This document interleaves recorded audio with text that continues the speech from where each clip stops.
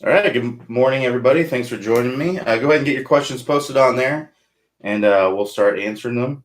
It looks like we don't have any questions to start. Those are actually questions from yesterday that were answered on yesterday's that you're seeing on there. So look for some new questions. Got to get some good questions today. Like to have some for the highlights. Haven't been a ton of questions asked this week, so don't have a bunch of kind of a lot of the same questions that we have every week. So if you got a kind of a cool, unique question on there, go ahead and post it. We may use it for a highlight for next week. So yeah, go ahead and get your questions posted on there, and we'll get started. If you're just joining me, I'm just waiting for a question to get asked. Any questions about the system, the the Toss Golf system, the 20-minute distance fix, ball striking masterclass, distance clinics, in-person lessons, unlimited swing reviews, all kinds of things that we can ask questions about. I'm sure we got some things that we can learn about those. So go ahead and post your questions, and we'll get them answered.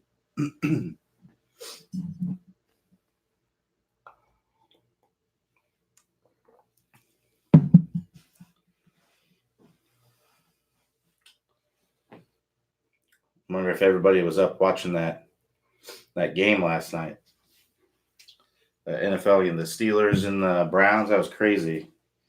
I actually just turned it on for the last few minutes of the game, and I witnessed the mayhem there at the end. That was kind of crazy. I couldn't believe it.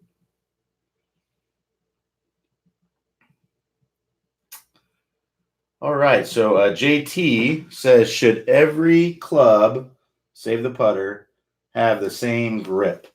It's really personal preference. I mean, for the most part, it's going to have the same grip. I don't know if you mean like the actual physical grip or the grip that you're putting on the club. But as far if you're asking about physical grip, yeah, it's pretty much going to be. I mean, for the most part, it's going to be the same.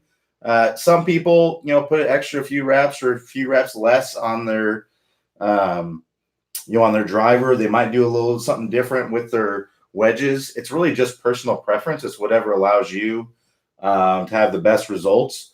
As far as the actual grip that you're putting on, like with your hands, yeah, it's pretty much going to be the same with all clubs. Again, it's whatever gives you the best results. You're pretty much going to put the hands on the club the same way with every club. Obviously not the putter. You'll have that a little bit more in the hands with the putter, or in the palms of the hands, the lifeline of the hands there. But yeah, for the most part, it's going to be the same.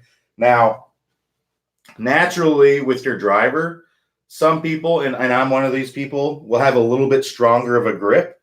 And the reason is that I'm a little bit more. So with an iron, if I angle this down a little bit. All right, so if I angle this down a little bit and you look with an iron, I'm basically kind of in this position at setup. So, just outside my shoulder width with my stance, and the ball placement is right here. So naturally, this is kind of where I want to be with my grip. Now, if I grab the driver, my stance is a little bit wider. All right, so stance is a little bit wider, and the ball placement's a little bit more up here. So I have my hands a little bit more up here. So naturally, I actually kind of have a little bit stronger of a grip with my driver. And that's just because of the way that I set up. So that would be about like the only instance where you would have a some sort of difference there. But that's not something I try to do. That's just something that naturally happens because of the way that I set up there. So I imagine a lot of people are in that situation where, because they kind of try to have the club looking the same, from the above perspective, that they have it. They kind of have that forward press a little bit with the driver, and that makes it so that you're a little bit more like this instead of like this. And that naturally makes the hands kind of want to go like that. So you have a little bit stronger of a grip, which is completely fine. All right, so keep the questions coming here. We just have that one question from Jay to start out. So if you got a question, go ahead and post it on there. We'll get it answered on this Friday morning here.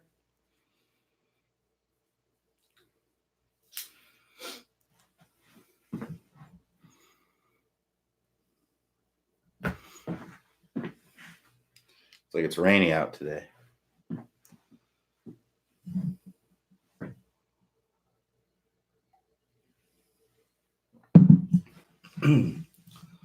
So yeah, go ahead and post your questions on there. If you're just joining us, I'm just waiting on a question to be answered or asked, excuse me, so I can answer it.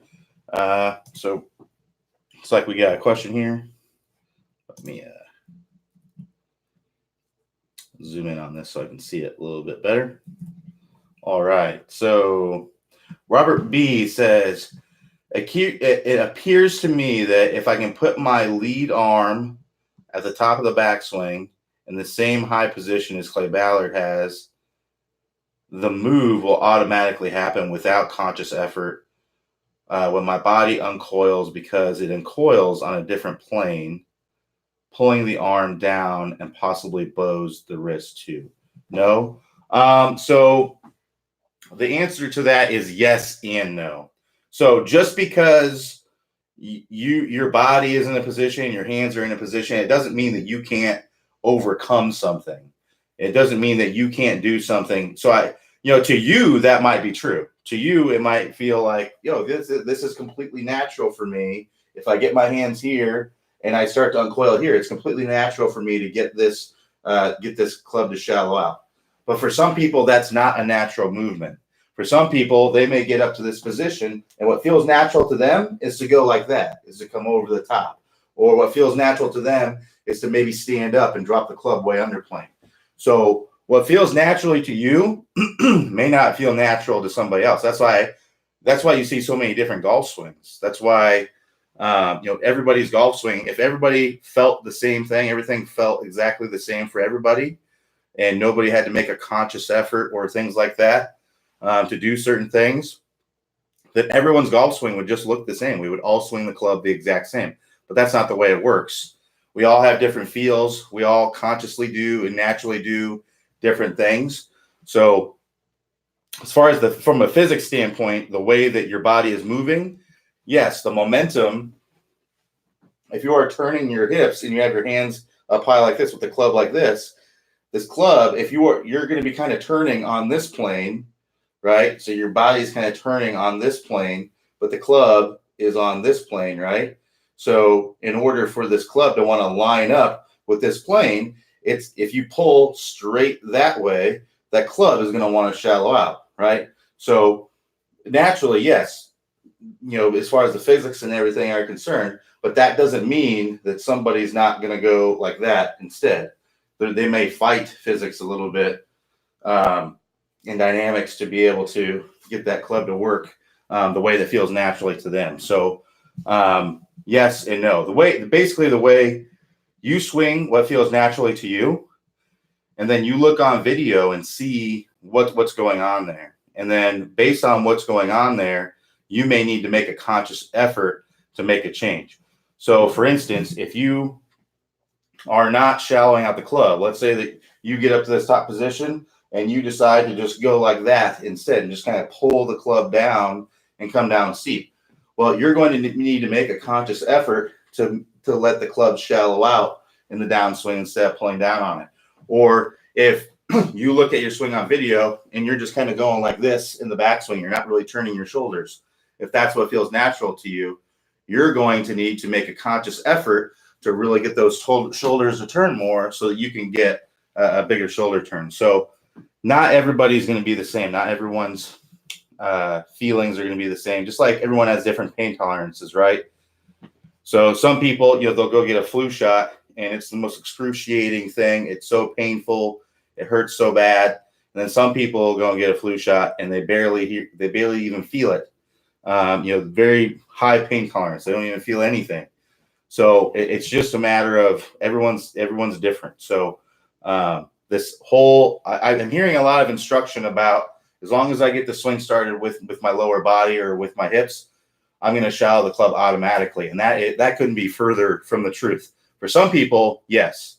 But for a lot of people, no, that's not what happens. A lot of people, they get this elbow out away from their body. They're fighting it. It feels natural for them to kind of chop down into the golf ball or to swing over the top. That's what feels natural to them, very, very powerful. So everyone's feel is a little bit different.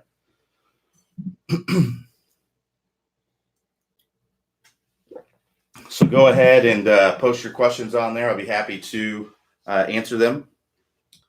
Great question, Robert. Thanks for the question there. If you're just joining me, I'm just waiting for more questions to get asked. If I don't have any questions to answer, then I just kind of have to sit here twiddling my thumbs. I guess I could check some emails and stuff, but yeah, go ahead and continue to get your questions posted on here, and we'll get them answered. In the meantime, I think I will actually check some emails here.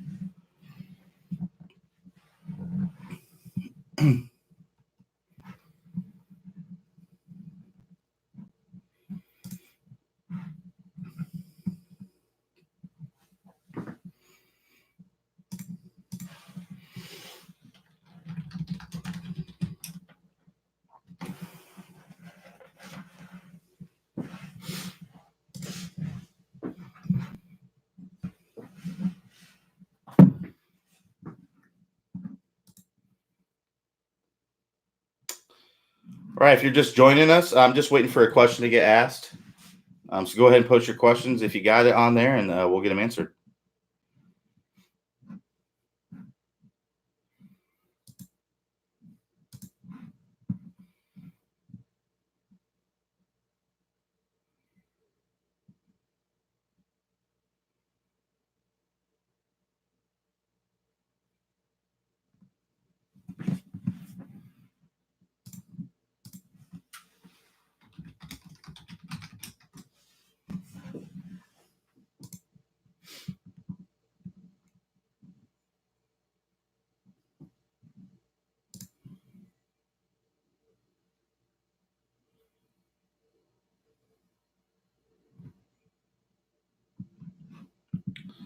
All right, so we got a question here from Edward B. Says, I have both wrists fused.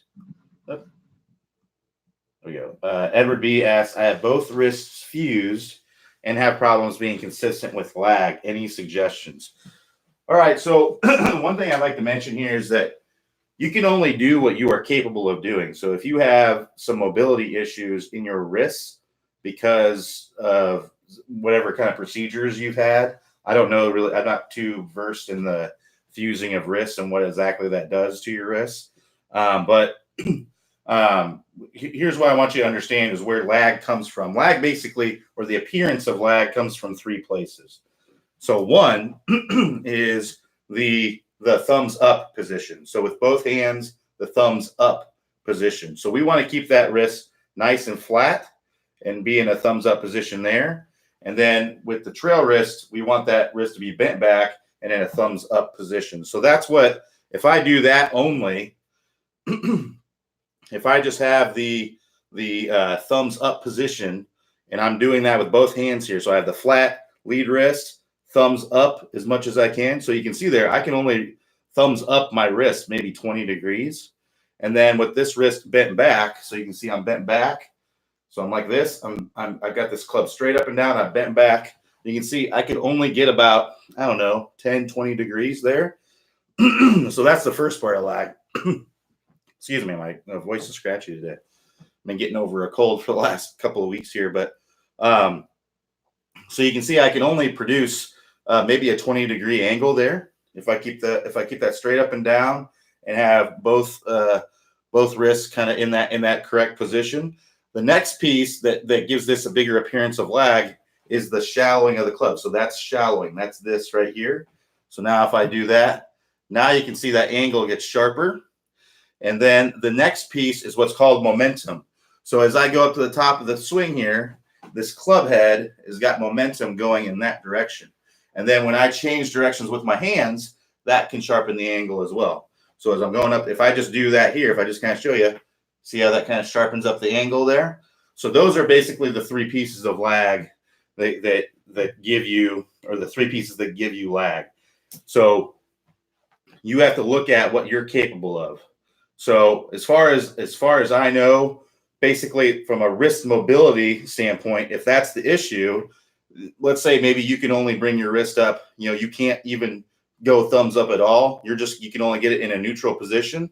then the only thing you're going to be able to rely on to get lag is the momentum and then the shallowing of the club and getting that sharp of an angle from that. So you can only do what you're capable of. You may not be able to get the appearance of lag that, like a Sergio Garcia can get or something like that. So what I'd recommend doing is try to give yourself some momentum. So that comes from getting a nice wide takeaway. Don't pick up the club. Get a nice wide takeaway so that this club can have a lot of momentum and you can be able to sharpen up that angle. And then the other piece is making sure that you're shallowing out the club. You can't be pulling down on the club like this. You got to have this club in a nice shallow position as you're coming down. Otherwise, you're really going to have trouble getting that appearance of lag. So there's the stick behind the ball drill in the 20-minute distance, or not 20-minute distance fixed course, the top speed lag course. It's a stick behind the ball drill. I don't have a stick to be able to demonstrate that, but I'll just kind of demonstrate it by choking up on the club. So instead of in that stick behind the ball drill, what you're taking is you're taking an alignment stick and you're putting it on the shaft like this. And basically that runs through the shaft and it gives you an indication of where that butt end of the club is pointing. So what I would try to do is do that drill and try to get this. And if you choke up on the club like this, you can see I'm going to try and get this butt end of the club to be pointing outside of the golf ball. And I'm going to try to get this butt end of the club pointing as far behind the golf ball as much as I can in the downswing. So if I angle this down, and this is a drill that we do in our distance clinics to work on lag. And I don't have a ton of space, so I apologize. I'm going to try and do this as best as I can. So what I'm going to do is I'm going to go up to the top, and I'm going to come down, and I'm going to try to keep that butt into the club pointing as far behind the golf ball for as long as you can. So I'm going to be storing energy, and then I'm going to release that energy out in front.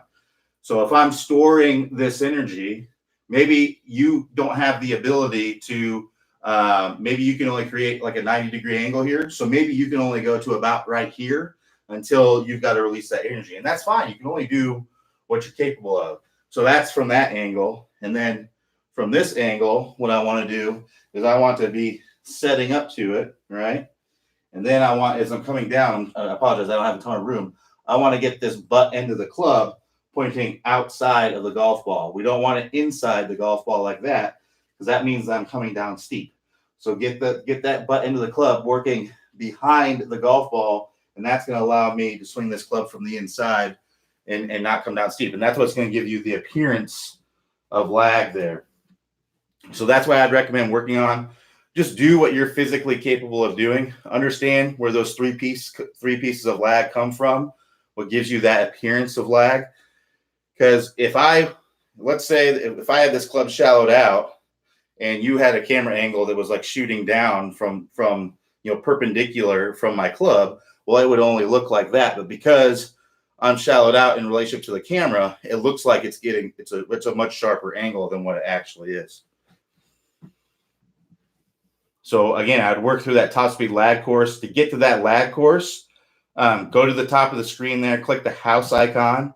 That's going to take you to the home page. On that home page, if you scroll down on there, you'll see all the courses on the website. Click on the top speed lag course. You can get started on the drills. I think that stick behind the ball drill, that's one of my favorite ones. If you work on that one, that can really help you start getting some lag.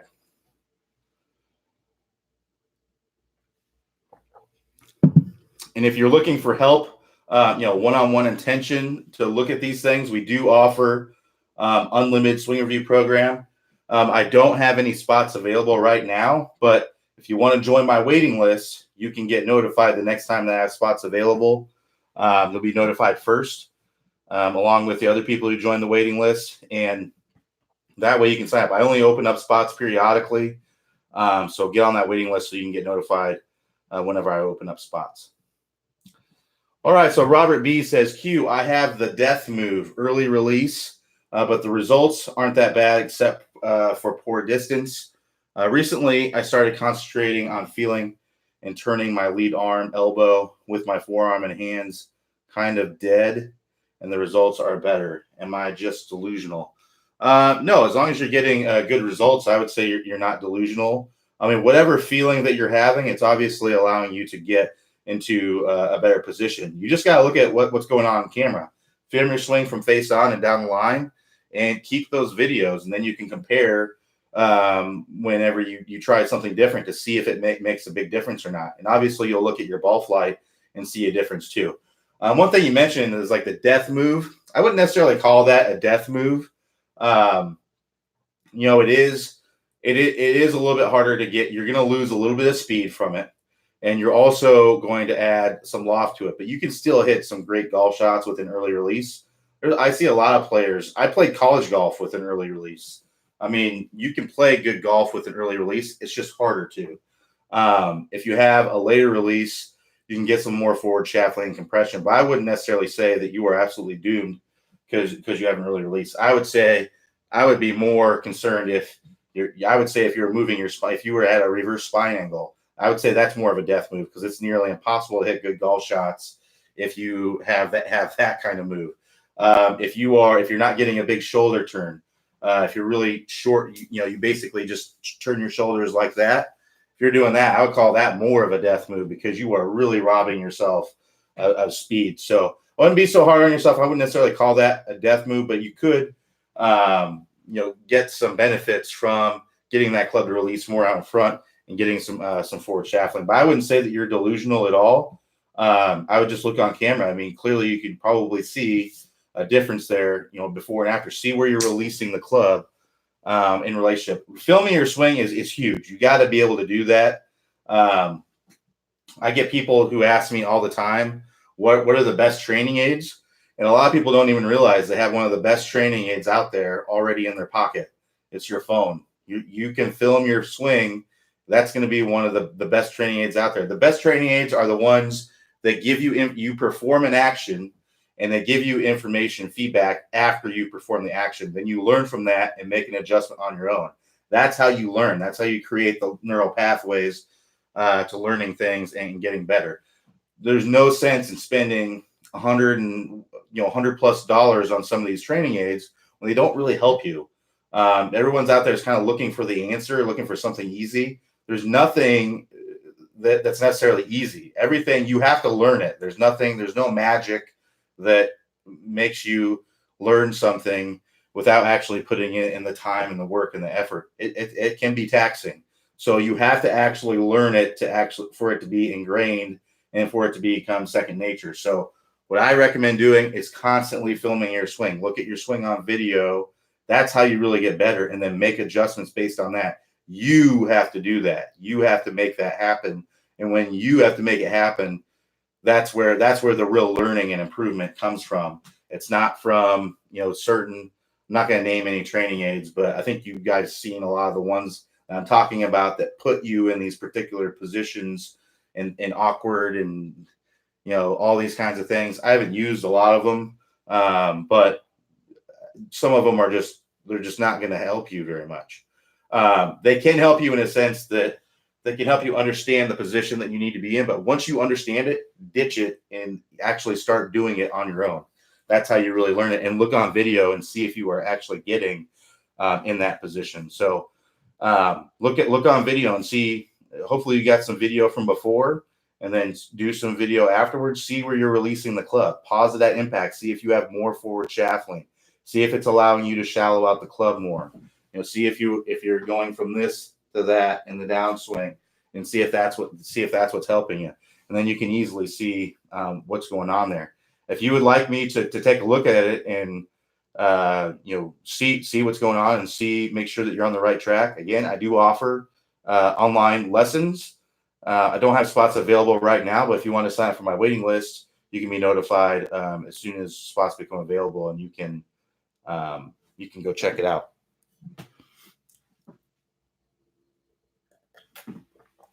All right. So Todd J says, what do you suggest as a winter routine when hitting balls is not possible to maintain and improve? There are no indoor ranges locally, and even swinging in the garage will become impossible during extreme cold. Ceilings are not high enough anywhere else in the home. I believe many could be in this situation. So that's a good question. So one, I would say if you're in kind of that situation, you can work on a lot of the top speed golf system. You can work on without even swinging a club. So making sure that you're in this stable fluid spine position, making sure that you're angled away as you go up to the top. You don't have to use a whole club. You could use a TV remote and hold on to a TV remote. You could use anything, kind of a shorter, and you can kind of make swings without having this big long club. You can actually make swings with something. If you just have like an old grip laying around, you could just hold on to that and kind of get the feeling with that. So you can go and do those kinds of things. You can also work on your putting. Working on your putting is one of the best things you can do in the wintertime to work on your game. I can actually show you something that I purchased last winter, actually. There's all kinds of things like this. I just kept this handy because I've gotten this question a couple times as far as winter practice goes. So what this is, it's just a little putting mat. And it's actually you can go up to 4 speeds with it. So if you play on very, very fast greens, you can kind of mat it down and then putt in one direction. And if you play on slower greens, you can kind of spike it up and then putt in the other direction, and it'll slow it down. But it's kind of cool. So basically, this is 10 foot long. I think they make longer ones if you have more space. But this is perfect for me in here because my office here is like 12 feet, 12 by 12. So this is like a 10-foot long thing. And so I can go at one end and I can work on my speed control by trying to hit in these different zones here. It comes with a little cup that you can hit into. It rolls really nice. I mean, it rolls nice and smooth. And also it's got a little thing you can put in there to put brake in there. I don't think it really works very well. I don't really use it. But you can also play shuffleboard on it, which is kind of cool. So it's got these things on the end that will stop the ball. And, if you're playing shuffleboard, you won't have those on there. But you can play shuffleboard, so you can putt it. You can play with somebody, and you can try to putt it. This is 1, 2, and 3 points. And so it's kind of a fun way to work on your distance and control and things like that, and actually have fun and work on it with your buddy or something. Have a couple beers and bet a couple dollars on a game or something like that. So it's a pretty fun thing to do. That's why I recommend working on your putting a little bit. If you can't swing a club, you're going to have limitations. But working on your technique and working on the top speed golf system, making sure that you're getting a big shoulder turn. So you can do some great shoulder turn drills, club across the shoulders, and just trying to get the club to turn as much as you can, and then grab, whatever. An impact snap is another thing that you can use. That training aid is another one that you can use because it's just a short arm. That's one reason why I really like the impact snap, is because you can pack it in your bag and bring it to the hotel room, or you can have it in the house, and you're not going to knock over a lamp or something like that. So you can do these inside wherever you have space to kind of just swing within your body and be able to, do some swings with that. Working on getting that big shoulder turn. Look at it on video, make sure that you're getting it. You can go through the whole top speed golf system swinging that impact snap indoors if you don't have the ability to hit into a net. So that's what I'd recommend. Obviously, if you can go to a heated driving range, that would be better. If you can go hit balls, or if you could hit balls into a net in the garage, if you got a heater in your garage, anything like that, that'd be better. But I mean, make do with what you got. Work on your putting. If you got a little bit of space, get one of those. I think you can get that on Amazon for $80 maybe. There's all kinds of versions of these putting mats. You can go on Amazon and find a ton of them. I think it's called Putt Out. They have one.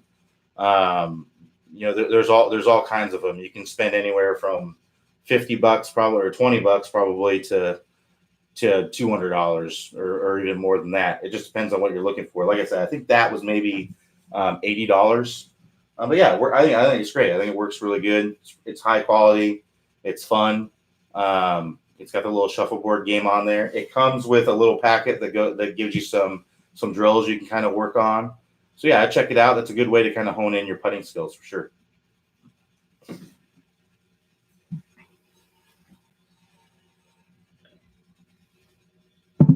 All right, Robert B says, Q, you dismiss swinging aids pretty much, but for those of us who have trouble with cupping the wrist throughout the downswing, how about that golf glove, the thick hourglass shaped piece of plastic inside that runs length of the backhand?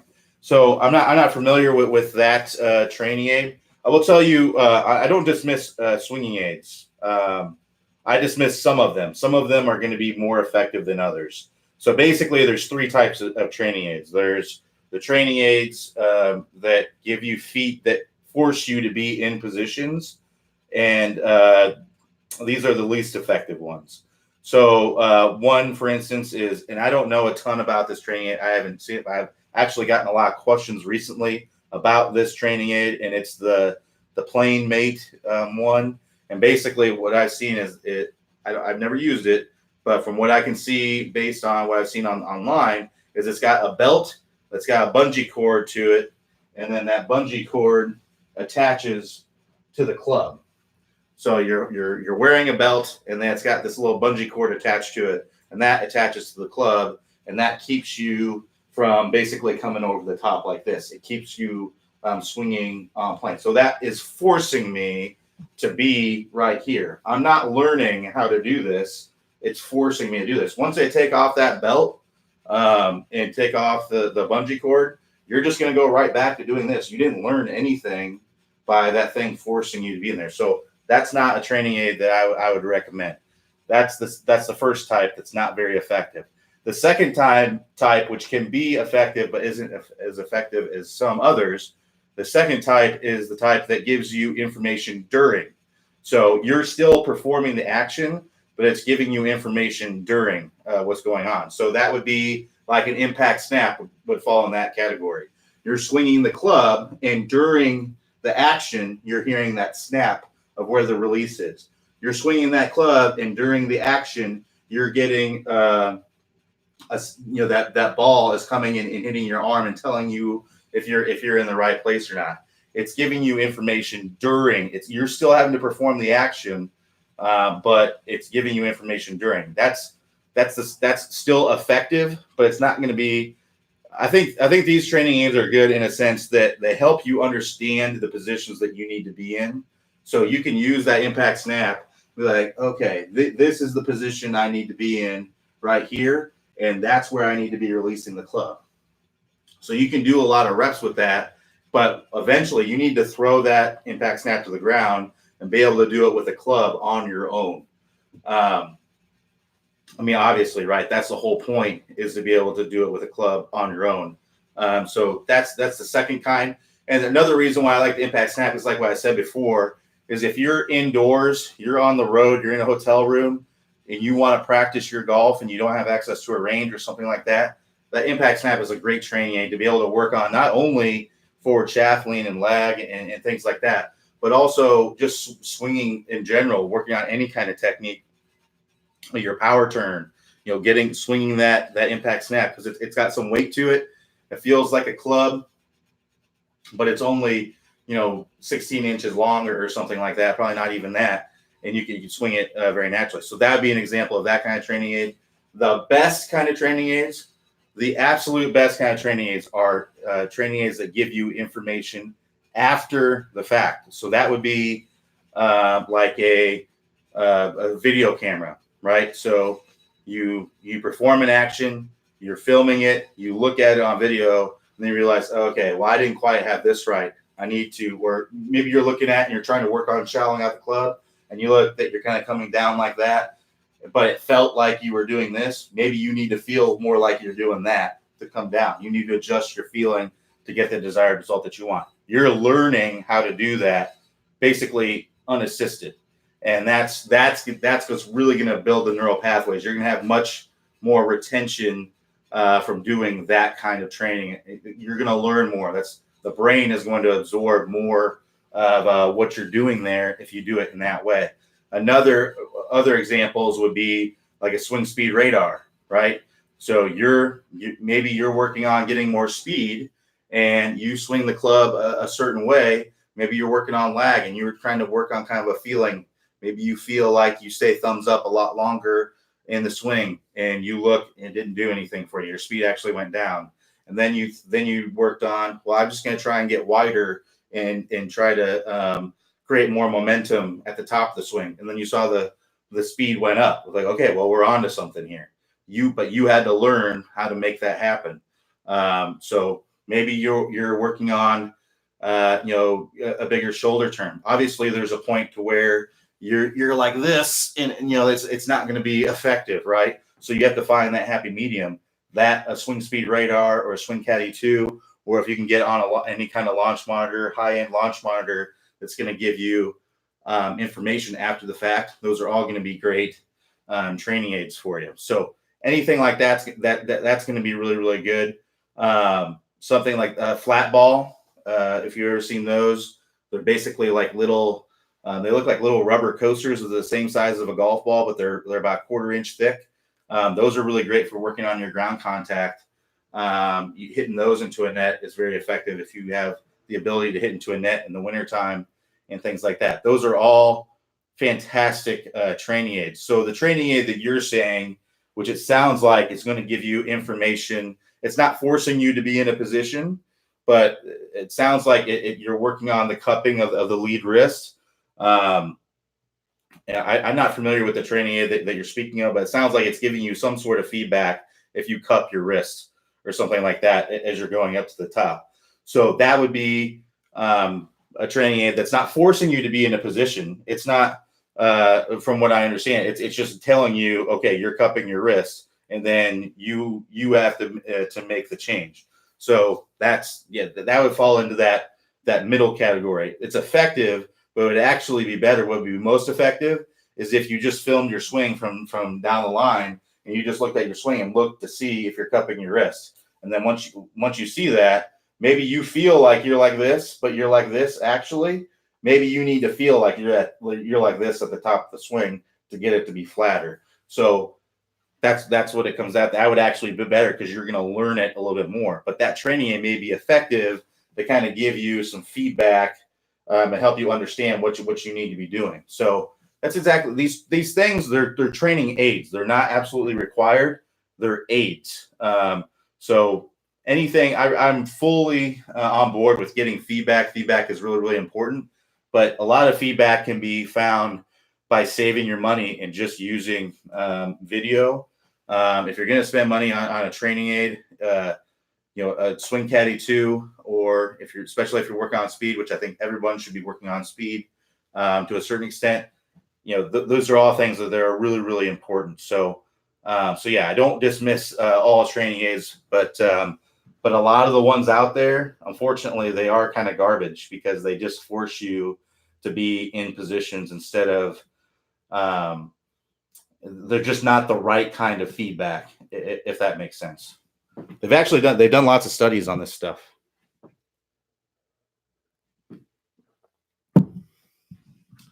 All right. So thanks for the question, Robert. So Tom B says, sometimes while hitting off the tee, the ball seems to go into the ground right in front of the tee. Is that from moving forward? It probably just means that you're hitting down into the ball a little bit. Hitting off the tee, the ball seems to go into the ground right in front of the tee. Is that from moving forward? Yeah, so it could be from sliding forward and chopping down into the golf ball. So you're kind of coming down and chopping down into the golf ball. It could also be the opposite, from hanging back. You just need to look on video. And I can't emphasize this enough. We got to look at your swing on video. I know it's kind of a pain in the butt to set up the camera or to ask somebody to hold it or things like that. But if you want to learn things about your golf swing, and trust me, I hate looking at my golf swing too.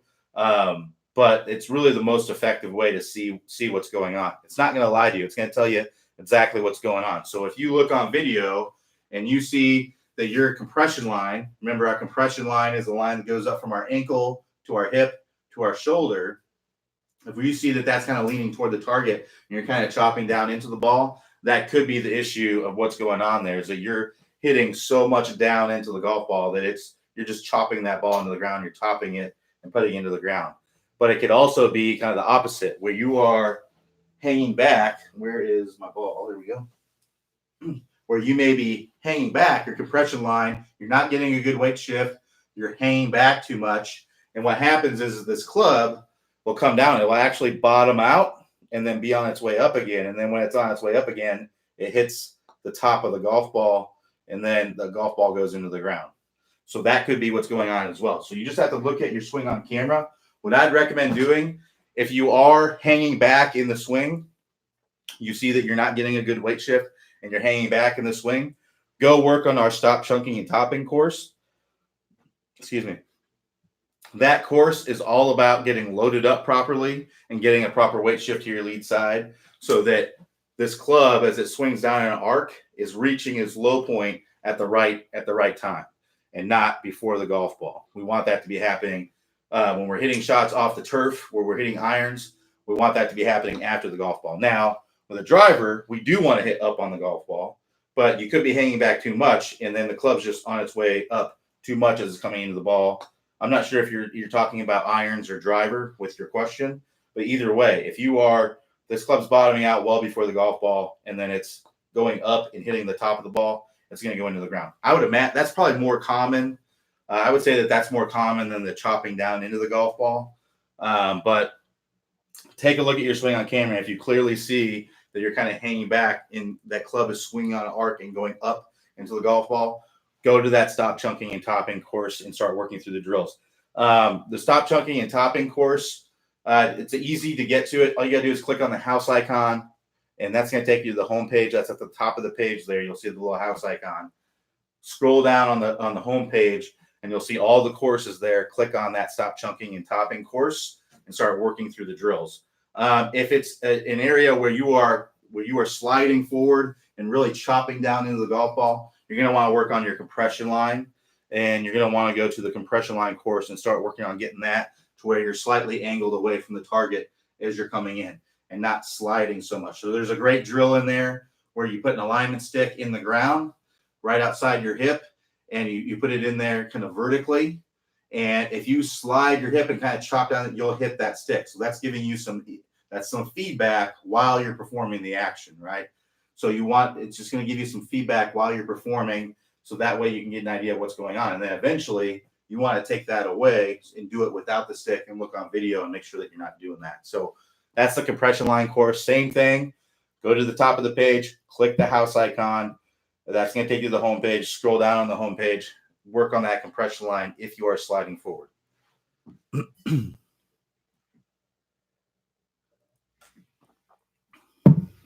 All right. So Robert B says, apparently Clay directs that the arm swing inside to out, but should I be also concentrating on having my shoulder swing in to out as well, likely on a more inside out path than the path they take during the backswing? No. So the best way to kind of think about the shoulders is to think that they're on a plane. Okay. So you don't want to think like your shoulders are swinging like that. That's going to cause issues. That's going to cause chili dipping. You're going to swing. That's going to make your hands go way too much in the club, go way too much into out. You want to have your shoulders kind of swinging on their plane. That's like this. The easiest way to kind of think about this, and Robert, I can tell just by a lot of your questions, you're probably into golf instruction and things like that. I'm guessing you probably read the Hogan 5 Lessons book. If you haven't, I highly recommend it. It's kind of a good short read to kind of understand how he thought. Some of the stuff is more for people who struggle with hooks. So if you struggle with slicing, it may not be the best book for you because it may make you slice more. But one thing that I really liked in there is where he talked about the plane of glass. So basically, he visualized a plane of glass that went from basically his neck on top of his shoulders that was sitting. Basically, he had a plane of glass that had a hole in it big enough for his head, and the glass would rest on his shoulders and then go down to the golf ball. And he would visualize his shoulders being on that plane of glass, staying on that plane of glass to the top into the downswing. And that's not the reality of what's going on, but it's a good visual. In reality, your shoulders are not turning that steeply, and they're actually coming through a little bit steeper in the downswing as you are getting your hands lower to the ground. and getting forward shaftling. But but it's a good visual to have. So I wouldn't try to feel like your shoulders are turning back this way and then you're turning out that way and it's into out. I would try to feel like you're on a plane here. You have a plane that's going, it's perpendicular, it's parallel with this target line here, and this plane goes right down to the target line of the ball up to basically on top of your shoulders, and your shoulders are staying on that plane throughout. So that's what I would try to feel like. That's really the best feeling to have with the shoulders. And then the arms, as your shoulders turn like that, your arms will actually shallow out a little bit in comparison to your shoulders, and that will help you shallow out the club. And as you rotate into impact, that will get that club working nicely from the inside if you have it shallowed out nicely.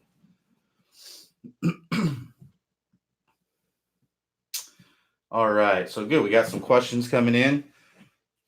So Jim G says, how bad is a little sway on the backswing? What are the best drills to eliminate any sway? So a little sway is fine, 1-2 inches max. If you are swaying more than that, that can be an issue because it's going to be hard to get a proper weight shift. Typically, swing in the backswing leads to sliding in the downswing, right? So what we want to do, typically what you want to do is if you draw a line on the outside of your ankle to the outside of your hip, what you'll see with most tour players is that they'll just continue to kind of turn and not go into that line at all. If you go into that line like an inch, maybe 2 inches at most, it won't be a big issue. You just got to make sure that you're getting a good weight shift. Now, something to fight that is I would try to feel like when you are starting that weight shift, that you are that weight shift in the backswing, that you're feeling that pressure in your trail foot on the inside of the foot. So it's starting kind of in the balls of your feet, and then it moves toward the heel. So as you start that backswing, it's going to kind of start right here in the balls of the feet on the inside. And then as you're going back, it's kind of basically move toward the heel as you're going up to the top. And if that's getting on the outside of your foot, meaning if you look at your swing and you kind of see that your foot is kind of going like that in the backswing, that most likely means that you're sliding. Watch, if I slide my hips, see what happens with my foot. If I turn my hips, see what happens with my foot. It doesn't come up like that. It just turns and pushes my hip back. So that's what I try to feel like, is to feel like you are pushing the hip back and out, and you're keeping that pressure on the inside of your foot. If it gets on the outside, then that means that you're most likely sliding. The other issue with sliding is it can mess up your spine angle, right? So if I slide my hips that way, see my spine angle? I'm exaggerating, but you can see my spine angle. You kind of end up with a reverse pivot. So there's actually, you can do some drills for a reverse pivot. Drills for reverse pivot are basically good for sliding as well. So if you just search the word reverse pivot on the website, there's actually a great reverse pivot drill in the level 3 of the Stable Fluid Spine course that you can work on, but you can also search reverse pivot on the website and find that video and find many other videos that will help you to prevent sliding. There's actually another one that I really like that really exaggerates the opposite. So if we're sliding in the backswing, meaning our hips are kind of going this way, what would be the opposite of that? The opposite would be the hips going this way. So what you would try to do is you try to shift your weight this way and try to get the pressure going in the trail foot while your hips go that way. So basically that would look something like this, right? So I'm getting pressure in my trail foot, but my hip is going that way. So that would kind of feel something like that. So you're exaggerating what you're trying to accomplish. Obviously, this isn't what we want. We don't want to be in this position at the top of the swing, but it's exaggerating the opposite, which would be sliding the hips like this. So feeling like you are pushing the hip kind of back this way can help you. And then if you're overdoing it, if you get to where you're overdoing that, then all you have to do is ease off of it. So I really like that one as well. That's, if you search reverse pivot on the website, you'll find that drill. So the best way to find it is if you go, let me actually do a quick search for it so I can tell you the exact video of that one. Get on the website here. All right, so reverse pivot. All right. So that first drill that I talked about, that's from the stable and fluid spine section, is from level 3. That's going to be the first search result. It says how to stop the reverse pivot in golf, right leg in. So to search this real quick, just to search things, in the upper right-hand corner, you're going to see a search window. Just search the word reverse pivot, REVERSE, pivot, PIVOT. And you'll find these videos. So that one that I was talking about before, where you're feeling that weight on the inside of your foot, I like that one. That one's from level 3 of the stable fluid spine. And it's called How to Stop Reverse Pivot in Golf, Right Leg In. It's very, very good for sway in the backswing. And then let me see if I can find the video. The one that I was thinking of.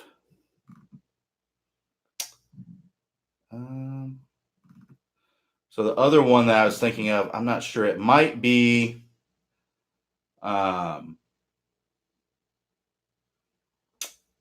TC004, How to Stop Topping Golf Shots. It might be that one. The thumbnail looks like it might be it. And that's going to be the second one from the bottom on the first page of results. Let me go to the second page and see if that one I'm thinking. Oh, okay, no. It is RP001. Stop swaying and sliding in your golf swing is what it's called. So it's on the second page of results on there. So if you're looking for that one where I was talking about where you exaggerated, where you actually went up to the top of the swing like this, and you did the opposite of a sway, you went the other way, I really like that one because it helps you really exaggerate it and get the feeling of what you need. It's going to feel super awkward, but it's way better to overdo something than ease off of it toward more what you're comfortable with, rather than to stop swaying little by little in your swing. So that I would recommend that one as well. Those are both really, really good. So just to reiterate, the one that I was talking about from the stable fluid spine course on reverse pivot, feeling the weight on the inside of your foot, that's the first search result. The other one, the RP001, stop swaying and sliding in your golf swing, it's actually the last search result when you search reverse pivot. It's going to be on the second page there. It's the only one there at this time. And I assume you're going to get the same results as me, but if not, RP001 is going to be the video that you want there. So hopefully that helps with your sliding. But yeah, it can pose some issues, but give those drills a try and see if they help.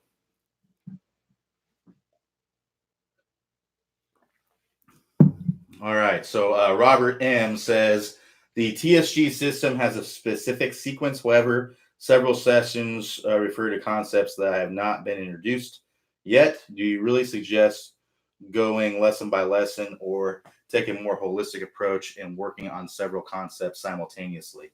What I recommend doing is kind of working through each level and then going on to the next level. So what that would mean is work on level 1 of the stable fluid spine, then go to level 1 of the power turn, then go to level 1.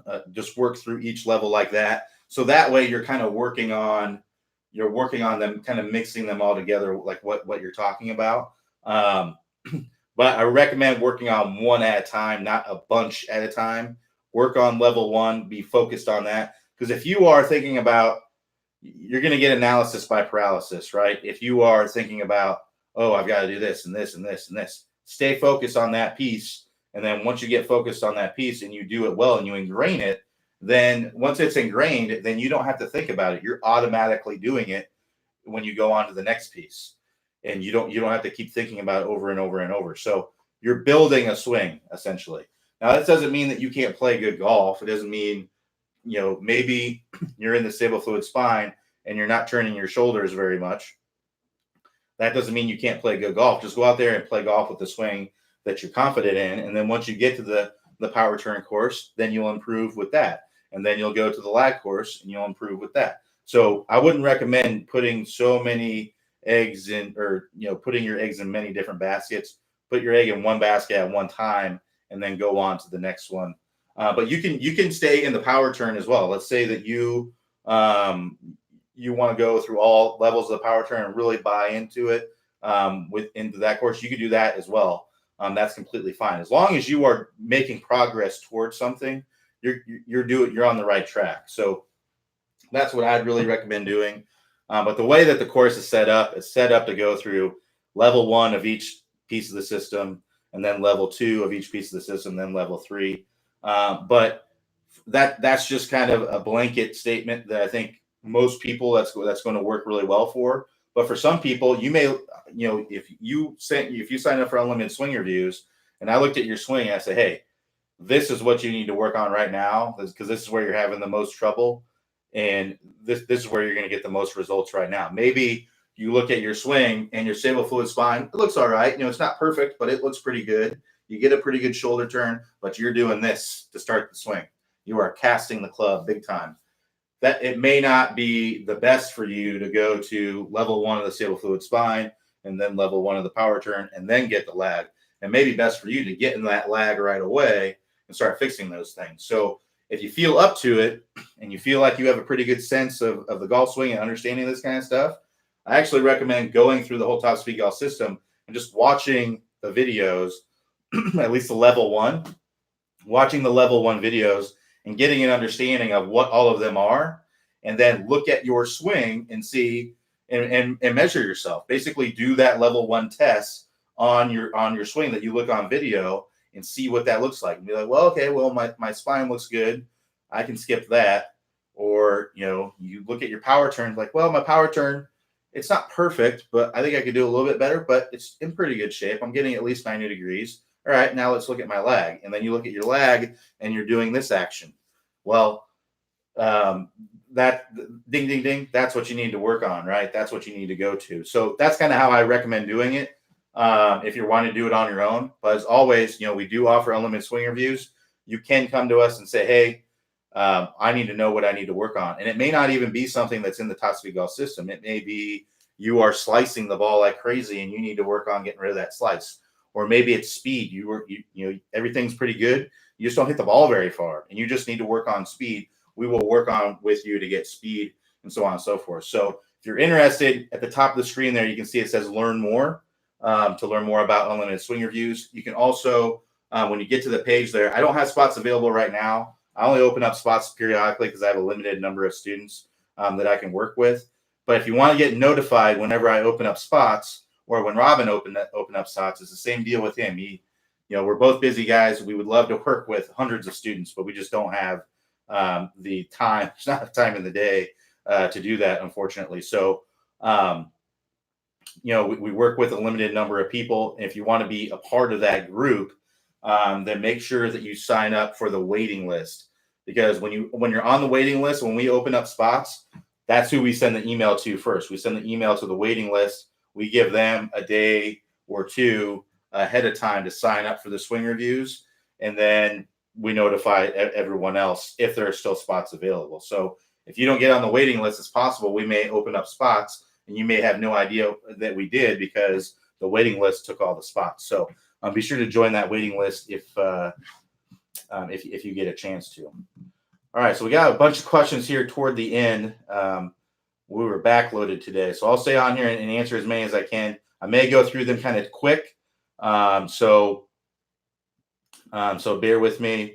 I apologize if you didn't get like a thorough answer. I just want to make sure that you get an answer to your question. So let's go on to Gino S. Gino S says, it is pretty much ski season here in Chicago land area. Normally, I stop playing golf until spring. My handicap takes a dive, and I don't recover until about mid-July. Any suggestions that might help my swing game in shape in the off season? Thanks in advance, Q. Gino, I actually just answered this question earlier. So I'm in light of saving some time here.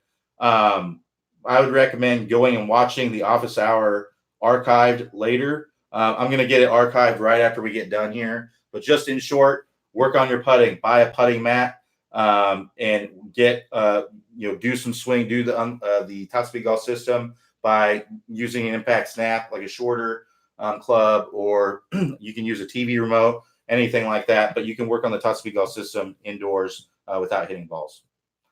So John L says, any tips on working on my tempo? I tend to come down too fast after downswing.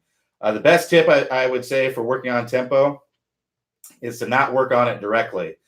Poor tempo is typically a product of not getting a full backswing and not getting a good weight shift in the downswing. So work on those two things, and your tempo will be fixed just like that. So most likely I see people who come down too fast in the downswing. It's because they swing too short. They get right here, or I'm not saying that you're right here, but what I often see people, they don't swing very, very far back. And then from here, they feel like they don't have any time or space to accelerate the club.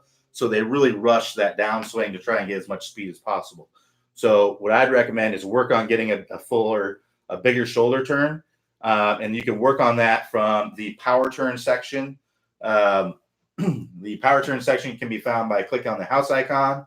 That'll take you to the homepage. If you scroll down on the homepage, you'll see all the videos on the website. Click on that power turn course and start working through the drills there. But yeah, the best way to work on tempo is to not actually work on tempo, is to work on the things that give you good tempo, which is getting a bigger backswing. Henry C says, I have a tendency to overswing and my arms collapse at the top. Even if I try to swing only waist high in video, it shows that I'm still overswinging.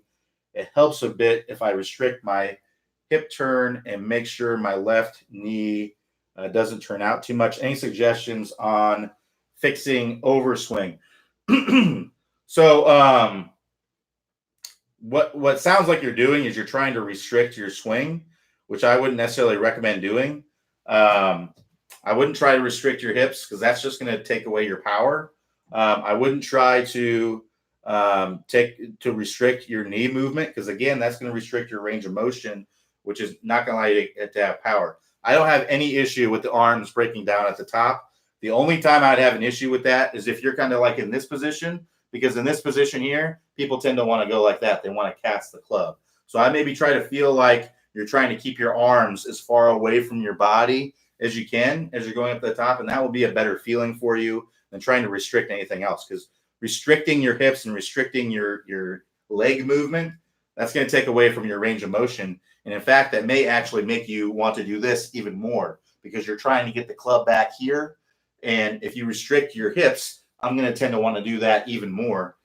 So that's not something that I would recommend. And again, it's hard for me to say exactly without seeing your swing, but I think probably what would help you the most would be just to feel like your hands are as far away from your body. Get nice and wide with your takeaway. Feel like your hands are as far away from your body as they can be at all times, and that will help you probably to get more power and to also keep things from collapsing and getting too long in the downswing. So focus on getting those hands, getting that butt into the club as far away from your body as you can throughout the swing. And I think that will help you out quite a bit more than the other things that you mentioned. All right, so last question here from Jeffrey J. Says, is it possible to get quick link to sign into my account? It seems I need to find an old email with a sign-in link. Is that the only way to sign in? So that's more of a support question than an instruction question. But yeah, just go to topspeedgolf.com/login. That will take you to the login page. Bookmark that page. Again, topspeedgolf.com/login. And that will take you directly to the login page so that you don't have to try to find that link every single time. Bookmark that page. And also, if you click the remember me and you have your cookies enabled, you won't have to sign in every single time. You'll just be able to go, as long as you're on the same machine every time. If you're using the same browser and the same machine, it'll remember you as long as you have your cookies set up.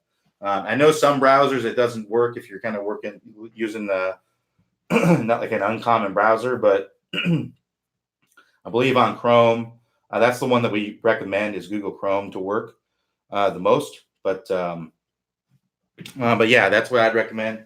Again, topspeedgolf.com/login. Bookmark that page, and that should help you out quite a bit. All right, so thanks everybody for joining me today. Hopefully everybody has a great weekend. We'll be back here Monday, 3 p.m. Eastern time for some more questions to get answered. So come to me Monday with some good questions. We got off to a slow start today, but we got some good questions there toward the end. So thanks to everybody for joining me, and I will talk to you all next time.